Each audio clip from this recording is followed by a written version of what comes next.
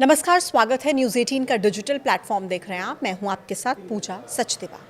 Iran में हिंसक प्रदर्शन हो रहे हैं, स्थिति बिगड़ रही है, मौत का आंकड़ा लगातार बढ़ रहा है, जिसकी वजह से ईरान में पढ़ने वाले भारतीय छात्र फंस गए हैं।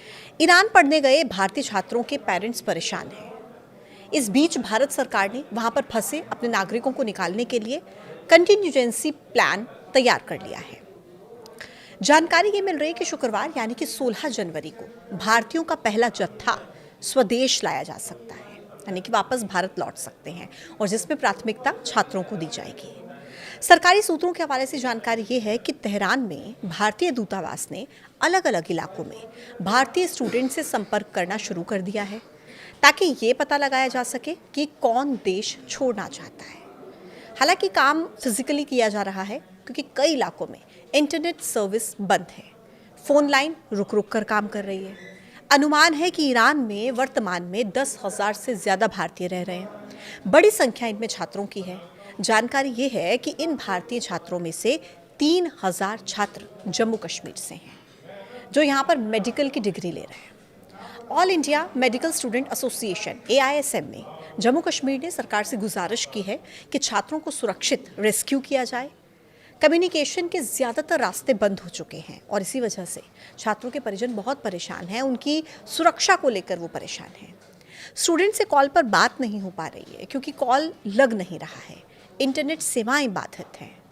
AISMA के उपाध्यक्ष डॉक्टर मोहम्मद मोमिन खान ने बताया कि स्टूडेंट्स लगातार उन्हें कॉल कर रहे हैं। कुछ छात्र फ़ोन पर रो रहे थे क्योंकि उनके पास टिकट तक के पैसे नहीं थे। माता पिता पैसे भेजने को तैयार हैं, लेकिन सभी रास्ते बंद होने की वजह से ईरान में पैसे भेजना संभव नहीं है।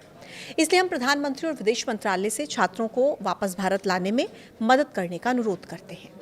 इस मुद्दे पर जम्मू कश्मीर के मुख्यमंत्री उमर अब्दुल्ला ने विदेश मंत्री S जयशंकर से बात की है, जिसको लेकर उन्होंने बताया कि उन्हें आश्वासन मिला है कि वहां पर फंसे जम्मू कश्मीर के छात्रों के हितों की रक्षा के लिए सभी जरूरी कदम उठाए जा रहे हैं।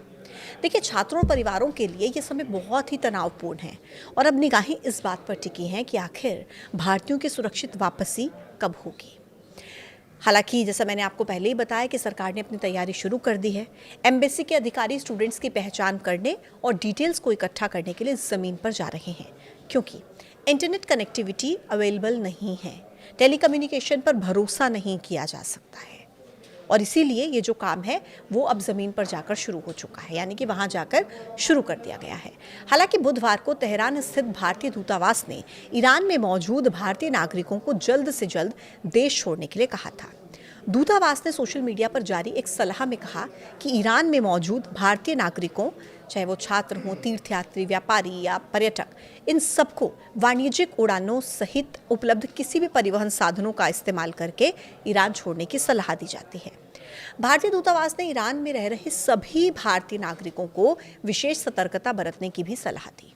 प्रदर्शन और अशांति वाले इलाकों से दूर रहने के निर्देश दिए गए। भारतीय नागरिकों से दूतावास के लगातार संपर्क में बने रहने की अपील की है। किसी भी नए घटनाक्रम की जानकारी के लिए स्थानीय मीडिया पर नजर रखने को कहा गया है। इसी के साथ पासपोर्ट, पहचान पत्र और अन्य यात्रा से जुड़े दस्तावेज हर समय तैयार और अपने पास रखने की सलाह दी है। दूतावास ने आपातकालीन संपर्क हेल्पलाइन भी जारी की है, ईमेल भी जारी की है, ताकि संपर्क किया जा सके। देखिए, ईरान में अस्थिरता का जो ये दौर है, ये पिछले महीने के अंत में ईरानी मुद्रा रियाल की कीमतों में भारी गिरावट के बाद शुरू हुआ था। आर्थिक संकट से उपजा यह असंतोष अब एक व्यापक राजनीतिक आंदोलन में तब्दील हो चुका है, जो कि ईरान के सभी 31 प्रांतों में फैल गया है।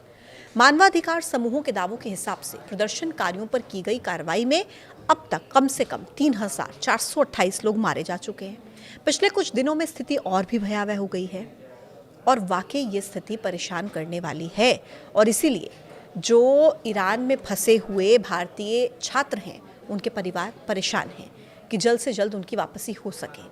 लेकिन जैसा मैंने आपको बताया कि विदेश मंत्रालय की तरफ से तैयारी शुरू कर दी गई है।